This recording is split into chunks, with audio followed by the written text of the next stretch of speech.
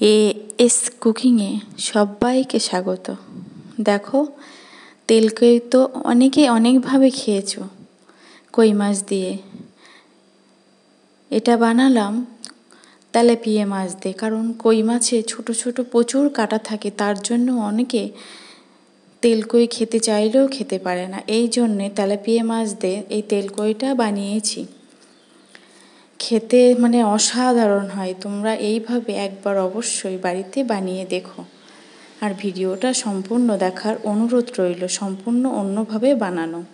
তার জন্য 2 পিস নিয়েছি তেলাপিয়া মাছ, লবণ হলুদ লঙ্কা গুঁড়ো মাখিয়ে 10 মিনিট রেখে দিয়েছি। এই দিকে সর্ষের তেল গরম করে মাছগুলো একটু এপিটোপি লালচে করে ভেজে নেব। এইদিকে লঙ্কা 5-6 কোয়া রসুন, টুকরো আদা, কাঁচা লঙ্কা, এটাকে পেস্ট বানিয়ে নেব। মাছগুলো লালচে করে ভেজে তুলে নিয়েছি। সেই তেলে দেব অল্প একটু কালো জিরে ফোড়ন, আর দেব 2টো কাঁচা লঙ্কা, আর দেব 1টা পেঁয়াজ কুচি। এগুলো একটু ভেজে নেব লালচে করে। এবার সেই বাটাটা দিয়ে দেব। আদা কাঁচা লঙ্কা অল্প রসুন বাটাটা দিয়ে দেব। দিয়ে ওটা ধুয়ে একটু জল দেব। দিয়ে এগুলোকে একসাথে কিছুক্ষণ রান্না করে নেব।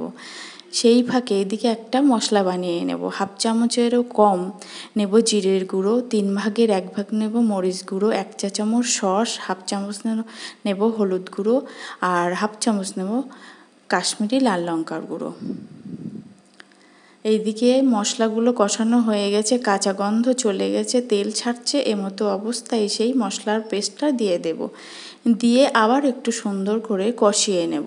কষিয়ে তেল ছাড়লে বুঝবে এটা কষানো হয়ে গেছে।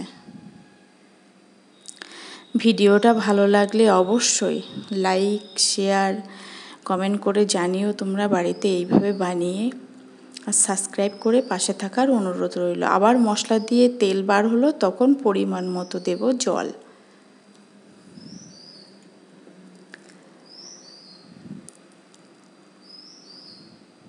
এইভাবে তেলাপিয়া মাছ বানালে বুঝতেই পারবে না কই মাছ খাচ্ছ কি তেলাপিয়া মাছ খাচ্ছ। দারুণ হয় খেতে। এবার ঝোলটা বেশ ফুটে উঠছে, তখন মাছ দুটোকে দিয়ে দেব। দিয়ে ঢেকে 7-8 মিনিট মতো রান্না করে দেব। দেখো, ঢাকনা খুলে দেখো, রান্নাটা আমার হয়ে এসছে। এবার লবণ ঝাল চেখে এটাকে আমি নামিয়ে নেব।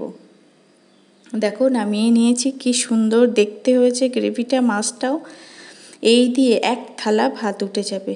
একবার তোমরা এরকমভাবে তেলাপিয়া মাছ বানিয়ে দেখো, অসাধারণ খেতে হয়।